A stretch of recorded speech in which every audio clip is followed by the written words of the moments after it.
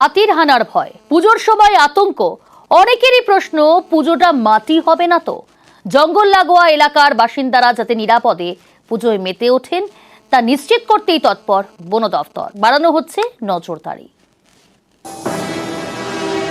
জঙ্গল থেকে লোকালয়ে ঢুকে হাতির তাণ্ডব, ডুয়ার্স হোক বা বাঁকুড়া, সব জায়গায় জঙ্গল লাগোয়া এলাকার চেনা ছবি। পুজোর সময় হাতি লোকালয়ে ঢুকে পড়বে না তো, চিন্তায় বাসিন্দারা।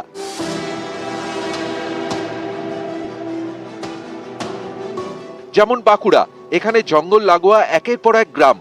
অনেক গ্রামে পুজোর প্রস্তুতি তুঙ্গে, কিন্তু মনে মনে ভয়, কারণ সন্ধ্যের পর ঠাকুর দেখতে বেরোলে বিপদের আশঙ্কা। সামনে হাতি চলে এলে তখন কি হবে? কারণ বড়জোড়া এবং বেলিয়াতোড়ের জঙ্গলে রয়েছে বেশ কয়েকটি হাতি। ভয় প্রচুর লাগে, মানে এই দিক থেকে যাচ্ছি ঠিক রোদে রোদে যাওয়া হচ্ছে, কিন্তু আসার সময় সন্ধে হয়ে যাচ্ছে, তখন তো একটা ভয়ের আশঙ্কা থাকছে যে কি হবে, এখনই যদি চলে আসে বা কিছু হয়। পুজোর সময় যাতে কোনো বিপদ না হয়, হাতির হানা ঠেকাতে বাঁকুড়ায় সতর্ক বন দফতর। এখানে গ্রামের রাস্তায় টহল দেবেন বন দফতরের কর্মীরা। বাসিন্দাদের দেওয়া হয়েছে helpline number. Staff and trackers হচ্ছে এলিফ্যান্ট মুভমেন্ট ফলো করার জন্য।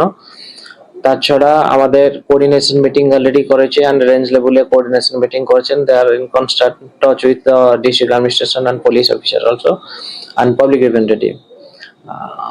আমরা আশা করছি কি পূজার সময়টা বলতে যাবে। এখনই দ্য হর্ড এলিফ্যান্ট এখানে আসেনি, অনলি 6 নাম্বার অফ লোনার্স আর দেয়ার। উত্তরবঙ্গের ডুয়ার্স, এখানে জঙ্গল লাগোয়া একের পর এক গ্রাম। এই সব গ্রাম এবং পুজো মণ্ডপে বাড়তি নজরদারি চালাবেন বন দপ্তরের কর্মীরা। পুজো উদ্যোক্তাদের দেওয়া হয়েছে হেল্পলাইন নাম্বার, যাতে হাতি বা অন্য কোনো বন্যপ্রাণীর দেখা মিললেই বন দপ্তরে খবর দেওয়া হয়।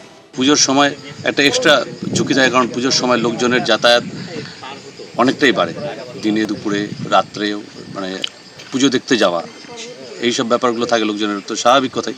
এবার যেহেতু ডুয়ার্সের এই এরিয়াটা হাতি, মানে বিশেষ করে ওয়াইল্ড লাইফ অধ্যুষিত এরিয়া, তো তাদের একটা পাবলিকের সেফটি, একই সঙ্গে ওয়াইল্ড লাইফের সেফটি দুটোই আমাদের প্রায়োরিটি থাকে। তো সেই সময় আমাদের স্টাফদের এক্সট্রা বাড়তি নজরদারি নেওয়া হয়।